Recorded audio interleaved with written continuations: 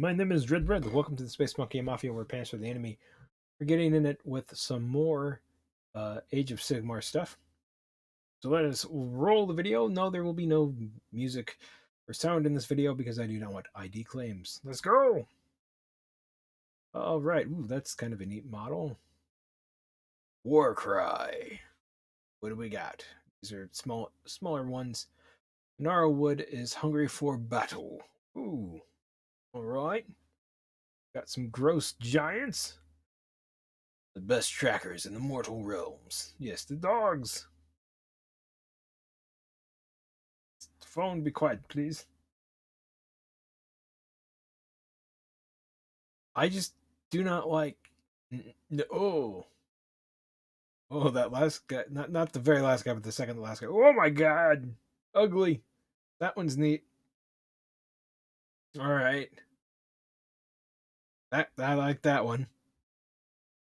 Very ugly. Very gross. I don't know. I don't know about these. And the forest will feast. Ooh, gross. I do like how they're coming out of the fog, just to rip and maul and tear everything apart. The Hunter and the Hunted. To the new box on the way for Warcry, and we've seen some brand new miniatures in there, and even some new unit types as well, which is pretty cool. Tell us about those, man. Yep, oh, so that is a new set for Warcry. That is very gnarly. You could probably definitely use that as something in Warhammer 40k, like Tyrannid thing, maybe. Just just get rid of that centerpiece there. Maybe just like a Demon World part, but that's kind of cool. I will say that. Bertha over there, eh. But like these other guys, some of them are really like nasty and gnarly and cool looking. I'm not a fan of the humans in this set. All of the miniatures in this can also be used in Warhammer Age of Sigmar, and this is basically a battle set between the Cities of Sigmar Hunters and Ogre Gorgers, which are a unit we haven't really seen for a very long time. So this is a little bit different from some of the Warcry sets we've seen in the past, where Yes, it's much darker. Two warbands, but you also got loads and loads of terrain. So the assumption is at this point that if you've been collecting Warcry for 2 or 3 years at this point, you probably have lots and lots of boards, and you don't need loads more terrain. So in this set, you get one really cool piece of terrain and then 2 warbands. So there's lots of stuff you can immediately use, basically. The Gorgers are 5-man, 5 ogre units, and they are a really cool glow up on a classic ogre type. These are ogres which basically suffer from extreme hunger. So I kind of like the old ogres, though. I'm not gonna lie, but these guys are kind of gnarly and gross in their own right. So ogres, normally you associate them with like very big, rotund, angry monsters, but they kind of have full bellies and are very proud of their guts. This is the worst thing that could possibly happen to an ogre as far as they're concerned, which is that they haven't got full guts, and they're unable to satiate the hunger inside themselves, and they kind of become these pariah packs of ogres that skulk around the edges of the camp and feed on the offerings, and the kind of throwaway scraps and stuff.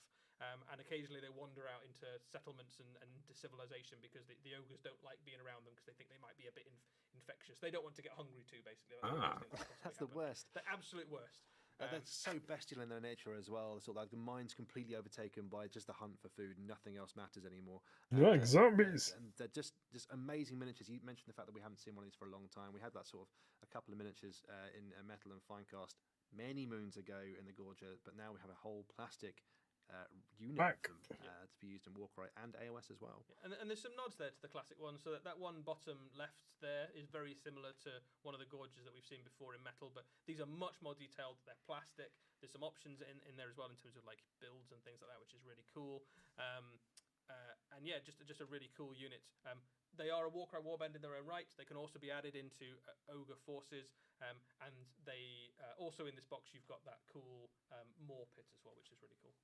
Look at these. So you got the Wilder Corpse Hunters. So we have seen this unit before, so we're not going to dwell on these guys for ages. But The way that guy that was painted and shown was not very good. But the doggos, we've got doggos. So if you like dogs, maybe get this kit. But very odd pose. Maybe just because how it's painted. That one right there is like the best out of them. These other ones, they lack the rule of cool, and I'm not a big fan of the wearing the bells or like the church bells or the cookware as helmets. But yeah, But they come in that box as well, and effectively the Wilder Corps are those in the Cities of Sigmar that feel more at home in the wilderness than they do in the cities, and then they go out to kind of cull the local monsters and okay, so if these guys are more, I'm just being picky here, but if these guys are more like comfortable living in the wilderness and rough terrain, um, then they probably shouldn't be porky. I'm just saying they should be kind of be a little bit more leaner and meaner and wiry. This guy, then he doesn't fit in. He's a bit too plump. and track and find the trails and things for the rest of the free cities to find their new settlements. And as the chat is pointing out, there are quite a lot of doggos in this box. And obviously, the star of the box is that it comes with There's only one that I really like. These other ones are they're kind of odd looking to me. I know that one's probably like sniffing stuff, but this one in particular is just, I don't know. Maybe because it's the way that it's painted, but it looks like these two legs are fused together, and it's just very oddly proportioned. All great doggos. 5 great doggos. Five great doggos. That's one of the characters. Exactly, it's a doggo heavy box. These are wonderful miniatures. In Warcry, they're all about standing back and shooting with their big crossbows. And what is that? I just noticed that. Is that like a little skull, or like a little friend? What is that thing? Letting the enemy close in. They've even got a special reaction that lets them escape from combat should anyone get too close. And of course, they can be used in Warhammer Age of Sigmar as well. We've already seen them rules from the Cities of Sigmar, where they're expert trackers and can just nip around the battlefield and hide and skulk away in bits of ruins as well. They're just beautiful miniatures and a wonderful little painting project. Must have.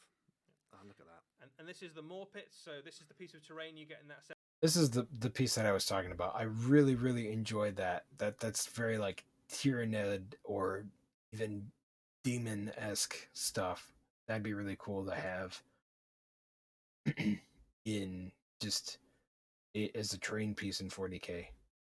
Set as well, so this can either be added into your Warcry battles, or you can add this as a swap out the cauldron that you might normally have in an ogre army in Age of Sigmar and have this instead. And what it basically represents is a great gullet in the realm, and the ogres believe that this is a manifestation of their deity. Whether that is true or not, what they do is they take some of their victims from their raids and things and throw kind of choice offerings into this pit. So if you are captured by the ogres, you will either be eaten by the ogres or thrown into this pit. And I'm not sure which is worse, to be honest, or a bit of both maybe. The Gorgers revere this as there's like the bit of their mind that is still able to comprehend reveres these as kind of sacred places. So they're just about enough wherewithal to kind of drag a few sacrifices to this pit and throw them in. It's wholly terrifying. It really is like adding horror into Warhammer to a truly horrifying. It's when you like imagine what might be underneath, right? Like how far down does it go? What's actually under there? That's it? Terrifying. Yeah. It's just amazing stuff.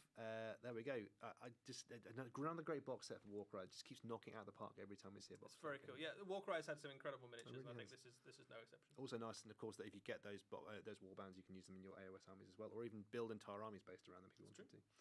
Good stuff. Right. Speaking of hungry, we'll see what we got next. I am quite hungry actually. Well, what's next? Oh, so we're actually going to stop the VOD here, ladies and gentlemen, over on YouTube. We'll see you in the next one, because we're getting into Blood Bowl stuff now.